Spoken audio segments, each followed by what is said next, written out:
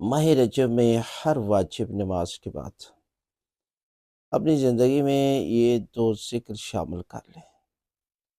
اتنا اجر و ثواب ہے ان دو ذکر کا، ایک استغفار، ایک سورہ توحید۔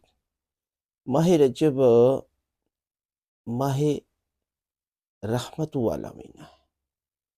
ماہ رجب جنت میں ایک نہر ہے جس کا نام رجب ہے، اور جس کی کیفیت یہ ہے کہ اس کے پانی شہد سے زیادہ میٹھا اور دودھ سے زیادہ سفید ہے، اور اس سے سیراب وہی ہوگا کہ جو ماہ رجب میں ایک روزہ رکھتا ہے۔ اور معصوم فرماتے ہیں ماہ رجب کو ماہ عصب بھی کہا جاتا ہے۔ عصب کا مطلب ہے کہ جہاں پر پروردگار کی رحمت اس قدر برس رہی ہے کہ دنیا کی ہر مخلوق اس سے فیض حاصل کر رہی ہے۔ لہٰذا آپ ماہ رجب میں اب شروع کریں اور پورا سال یہ اس پر جو ہے وہ پابندی کے ساتھ عمل کریں۔